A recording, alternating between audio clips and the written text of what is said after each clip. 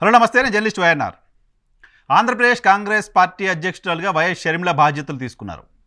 ఆమె బాధ్యతలు తీసుకున్న తర్వాత ఒక ఎత్తుగడతో రాజకీయ విమర్శలు చేశారు. ఏంటా ఎత్తుగడ అంటే, కాంగ్రెస్ పార్టీ అధ్యక్షురాలుగా ఆమె టీడీపీ వైసీపీల పైన విమర్శలు చేశారు. ఆ రెండు పార్టీల విధానాలను విమర్శించడం ద్వారా మాత్రమే అక్కడ కాంగ్రెస్ పార్టీని ఎమర్జ్ చేయొచ్చు అనే ఒక ఆలోచన ఆమె చేశారు. ఆ ఎత్తుగడ బాగానే ఉంది, కానీ ఎజెండా బాలేదు. ఎజెండా ఏంటి? రెండు పార్టీలను విమర్శించే క్రమంలో వైఎస్ఆర్ కాంగ్రెస్ పార్టీ పైన కొన్ని విమర్శలు చేశారు. తెలుగుదేశం పార్టీ పైన కొన్ని విమర్శలు చేశారు. ప్రత్యేక హోదాకు సంబంధించిన అంశం పైన. ప్రత్యేక హోదాకు సంబంధించి తెలుగుదేశం పార్టీ ఏం చేసింది, ఎలా నష్టం చేసింది, వైఎస్ఆర్ కాంగ్రెస్ పార్టీ ఏం చెప్పింది, ఎలా నష్టం చేసింది అనే విషయాల్ని ఆ సభలో వైఎస్ షర్మిల కార్యకర్తల దృష్టికి తీసుకొచ్చారు. అంతవరకు బాగానే ఉంది. ఆ తరువాత వైఎస్ఆర్ కాంగ్రెస్ పార్టీ పైన, ప్రభుత్వం పైన ఆమె చేస్తున్న విమర్శలన్నీ ఇప్పటివరకు ఆంధ్రప్రదేశ్లో ప్రతిపక్షాలు చేస్తున్న విమర్శలుగానే ఉన్నాయి.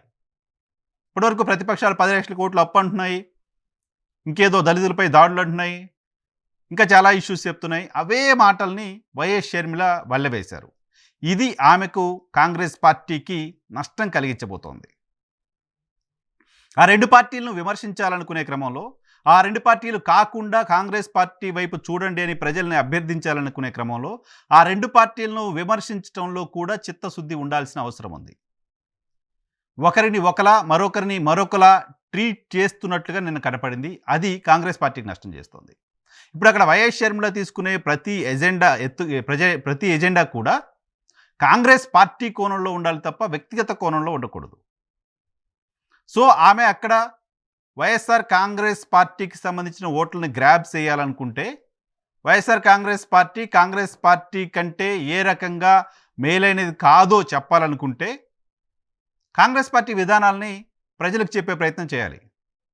కాంగ్రెస్ రాష్ట్రాన్ని విభజించింది అనేది మాత్రమే ఆంధ్రప్రదేశ్లో ప్రజలకు కాంగ్రెస్ పైన ఉన్న కోపం. ఆ విభజన చేయడం వల్ల కంటే, విభజన తర్వాత 10 ఏళ్లుగా అక్కడి ప్రభుత్వాలు, కేంద్రంలో ప్రభుత్వం కావచ్చు, రాష్ట్రంలో ప్రభుత్వం కావచ్చు, చేసిన కార్యక్రమాల వల్ల ఆంధ్రప్రదేశ్కి ఎక్కువ నష్టం జరిగింది అనే విషయాన్ని ప్రజలకు చెప్పగలగాలి, చెప్పి కన్విన్స్ చేయగలగాలి. అప్పుడు మాత్రమే ఆ రెండు పార్టీలను కాకుండా కాంగ్రెస్ పార్టీ వైపు ప్రజలు చూసే అవకాశం ఉంటుంది. ఆ దిశగా ఆమె ప్రసంగం సాగలేదు అనేది నిన్నటి ఆమె మాటలను బట్టి చూస్తే మనకు అర్థమవుతోంది. వైఎస్ షర్మిలకి, జగన్మోహన్ రెడ్డి గారికి మధ్య విభేదాలు ఉన్నాయి. ఆ విభేదాలు చాలా కాలంగా కంటిన్యూ అవుతున్నాయి. ఆ విభేదాలను తెలుగుదేశం మీడియా రోజు ప్రస్తావిస్తూ వస్తోంది అనేది జనరల్గా రాష్ట్ర రాజకీయాలను చూస్తున్న వాళ్ళకి అర్థమవుతున్న మాట. అదే విభేదాల కోణంలో ఆమె మాట్లాడుకుంటూ పోతే కాంగ్రెస్ పార్టీకి నష్టం జరుగుతుంది. అక్కడ షర్మిల గారి ప్రసంగాలు, షర్మిల గారి ప్రస్థానం వ్యక్తిగత కోణంలో, వ్యక్తిగత కక్షతో కాకుండా ప్రజల కోణంలో నుంచి ఉండాల్సిన అవసరం ఉంది. ప్రజలు ఏ రకంగా నష్టపోయారో చెప్పి ప్రజల్ని కన్విన్స్ చేయాల్సిన అవసరం ఉంది.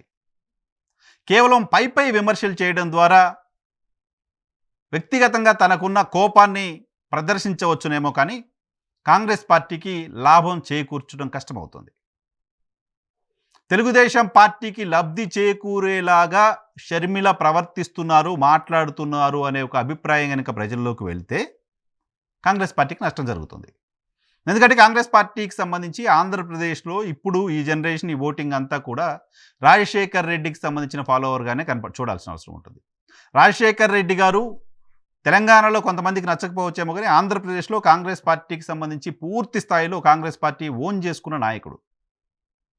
అటువంటి కాంగ్రెస్ పార్టీ నాయకుడిగా ఉన్న రాజశేఖర్ రెడ్డి గారి బిడ్డగా అక్కడికి వెళ్ళిన సందర్భంలో రాజశేఖర్ రెడ్డి గారి ఆశయాలను ఏ రకంగా జగన్మోహన్ రెడ్డి సర్కారు అమలు చేయట్లేదో చెప్పాల్సిన అవసరం ఉంటుంది. రాజశేఖర్ రెడ్డి గారు చెప్పిన దానికి భిన్నంగా జగన్మోహన్ రెడ్డి గారి పాలన ఎలా ఉందో ప్రజలకు విడమర్చి చెప్పాల్సిన బాధ్యత ఉంటుంది. అలా చెప్పడం ద్వారా మాత్రమే వైఎస్ని అభిమానిస్తూ వైసీపీతో కంటిన్యూ అవుతున్న నాయకులు, కార్యకర్తలు, ఓటర్లు కాంగ్రెస్ పార్టీ వైపు మళ్ళీ రావడానికి అవకాశం ఉంటుంది. ఆ దిశగా ప్రయత్నం జరిగిందా అంటే నిన్నటి స్పీచ్లో అయితే అటువంటి పరిస్థితి కనపడలేదు. సేమ్ టైం కాంగ్రెస్ పార్టీకి సంబంధించిన నాయకురాలుగా తెలుగుదేశం పార్టీ పైన కాంగ్రెస్ నాయకత్వం, కాంగ్రెస్ నాయకులు ఏ స్థాయిలో విమర్శల దాడి 10 ఏళ్ల క్రితం వరకు చేస్తూ వచ్చారో అదే తరహా విమర్శల దాడి చేయకపోతే, కాంగ్రెస్ పార్టీ నాయకురాలుగా వైఎస్ షర్మిల ఉన్నప్పటికీ ఆమె తెలుగుదేశం పార్టీ పట్ల కొంత సానుభూతితో ఉన్నారు అనే విషయం అర్థమవుతుంది. అలా కాకుండా 10 ఏళ్ల క్రితం రాజశేఖర్ రెడ్డి గారు చనిపోయిన తర్వాత కావచ్చు, ఆ తర్వాత కాంగ్రెస్ ముఖ్యమంత్రులు ఏ స్థాయిలో టీడీపీని టార్గెట్ చేశారో అదే స్థాయిలో వైఎస్ షర్మిల కూడా టీడీపీని టార్గెట్ చేయాల్సిన అవసరం ఉంది. అప్పుడు మాత్రమే కాంగ్రెస్ కార్యకర్తలు, కాంగ్రెస్ నుంచి బయటికి వెళ్ళిపోయి వైసీపీలో కంటిన్యూ అవుతున్న కార్యకర్తలు, నాయకులు వాళ్ళంతా మళ్ళీ కాంగ్రెస్ వైపు చూసే పరిస్థితి ఉంటుంది.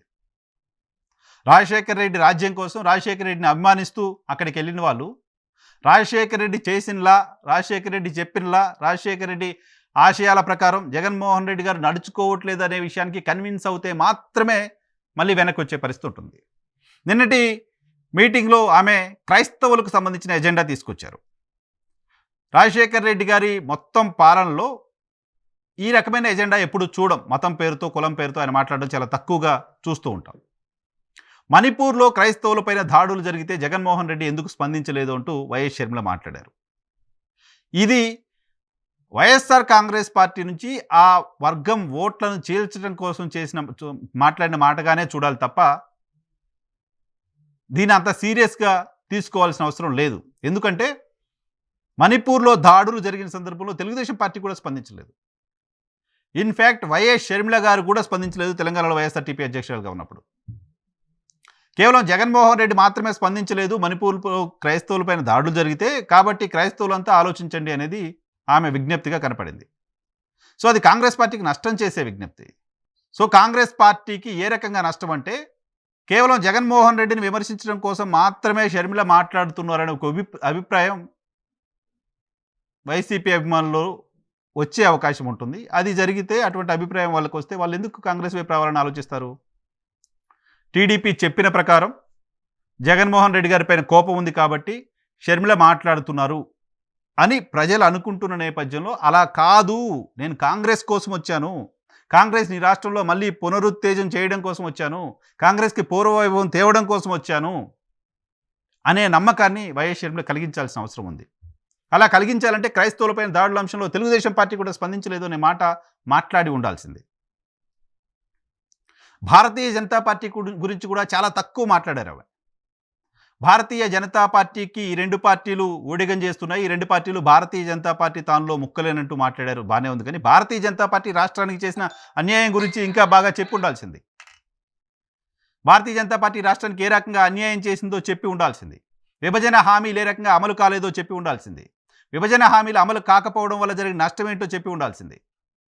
విభజన హామీలు అమలు చేయడం కోసం, అమలు చేయించడం కోసం అధికారంలో ఉన్న రెండు ప్రభుత్వాలు ఏ రకంగా మౌనంగా పోయాయో చెప్పి ఉండాల్సింది. అలా చేయకపోవడంతో ఈమె కేవలం జగన్మోహన్ రెడ్డి పైన కోపంతో మాత్రమే వచ్చారు తప్ప కాంగ్రెస్ పైన ప్రేమతో కాదు అని అనుకునే వాళ్ళకి అటువంటి వాదనకి బలం చేకూరుతుంది. అటువంటి ఇంప్రెషన్ రాకుండా చూసుకోవాల్సిన బాధ్యత వైఎస్ షర్మిల పైన ఉంటుంది. నా మనస వాచ కర్మన ఆంధ్రప్రదేశ్లో కాంగ్రెస్ పార్టీని అధికారంలోకి తేవడం కోసం, కాంగ్రెస్ పార్టీని బలోపేతం చేయడం కోసం మాత్రమే నేను ఇక్కడికి వచ్చాను అని ఆ రాష్ట్ర ప్రజల్ని కన్విన్స్ చేయడం ప్రధానమైన లక్ష్యంగా ఉండాలి. ఆ దిశగా ప్రసంగాలు ఉండాలి, ఆ దిశగా మాటలు ఉండాలి. కానీ కేవలం ఆయన అంటే నాకు పడదు కాబట్టి ఆయన తిట్టడం కోసం నేను వచ్చానని ఒక ఇంప్రెషన్ కనుక ప్రజల్లోకి వెళ్తే అది కాంగ్రెస్ పార్టీకి నష్టం చేస్తుంది. వైఎస్ షర్మిల గారి కంటే కాంగ్రెస్ పార్టీకి నష్టం చేస్తుంది. సో 10 ఏళ్ల తర్వాత ఆంధ్రప్రదేశ్ రాష్ట్రంలో రెండు ప్రాంతీయ పార్టీలను ప్రజలు చూసిన తర్వాత ఈ రెండు ప్రాంతీయ పార్టీల కంటే గతంలో ఉన్న కాంగ్రెస్ పార్టీ బెటర్ అని ప్రజలు అనుకోవడానికి సంబంధించిన అవకాశం ఉన్న సందర్భం ఇది. ఈ సందర్భంలో ప్రజల్ని ఆకట్టుకోవడంలో నాయకత్వం ఫెయిల్ అవుతే మళ్ళీ కాంగ్రెస్ వైపు చూడడానికి ఇంకా ఎన్ని సంవత్సరాలు పడుతుందో కూడా తెలియని పరిస్థితి ఉంటుంది. ఆంధ్రప్రదేశ్లో క్రైస్తవులకి ప్రభుత్వ ధనాన్ని పంచేస్తున్నారు. ఆంధ్రప్రదేశ్ ముఖ్యమంత్రి క్రైస్తవుడు, ఆంధ్రప్రదేశ్ డీజీపీ క్రైస్తవుడు, ఆంధ్రప్రదేశ్ హోంమంత్రి క్రైస్తవురాలు, మొత్తం క్రైస్తవ రాజ్యం నడుస్తోంది, మత మార్పిడిలు చేస్తున్నారు. ఈ విమర్శ చేసింది చంద్రబాబు నాయుడు గారు. సో దీనిపైన కూడా వైఎస్ షర్మిల ఎలా స్పందిస్తారు అనేది న్యాచురల్గా క్రైస్తవ సమాజం చూస్తుంది. మణిపూర్లో క్రైస్తవులపై దాడి జరిగితే జగన్మోహన్ రెడ్డి మాట్లాడలేదు అనేది ఎంత ఇంపార్టెంట్ ఇష్యూ. ఈ రాష్ట్రంలో క్రిస్టియన్ల అంశానికి సంబంధించి ఇక్కడ ప్రధాన ప్రతిపక్షం ఏం మాట్లాడింది అనే దానిపైన మీరేం మాట్లాడతారు అనేది కూడా క్రైస్తవులు చూస్తారుగా. దాన్ని అడ్రస్ చేయాల్సిన అవసరం కూడా ఖచ్చితంగా ఉంటుందిగా. అదే సమయంలో వైఎస్ షర్మిల తన కోసం కాకుండా మా కోసం వచ్చిందని ప్రజలు బిలీవ్ చేయాలి. తెలంగాణలో పార్టీ ఎందుకు పెట్టాము, తెలంగాణలో పార్టీని ఎందుకు కలపాల్సి వచ్చింది, ఆంధ్రప్రదేశ్కి ఎందుకు రావాల్సి వచ్చింది, ఇవన్నీ షర్మిల గారి ప్రయోజనాల కోసం కాకుండా ఆంధ్రప్రదేశ్లో కాంగ్రెస్ పార్టీ ప్రయోజనాల కోసం చేశాను అనే విషయాన్ని చెప్పి నమ్మించేలా ఆమె ప్రసంగాలు, ఆమె ఎజెండా ఉంటే ఆ రాష్ట్రంలో అది కాంగ్రెస్ పార్టీకి మరింత మేలు చేసినట్లు అవుతుంది. సో ఎత్తుగడ ఓకే, ఆ రెండు పార్టీలను విమర్శించడం ద్వారా ఎమర్జ్ అవ్వాలనే ఎత్తుగడ. కానీ ఎజెండాలో ఇంకా కొన్ని మార్పులు చేర్పులు చేసుకోవాల్సి ఉంటుంది. ఆమె ఇంకా మొదటి స్పీచే కాబట్టి టూ ఎర్లీ ఇప్పుడే దానిపైన కామెంట్ చేయటం. బట్ మొదటి స్పీచ్లోనే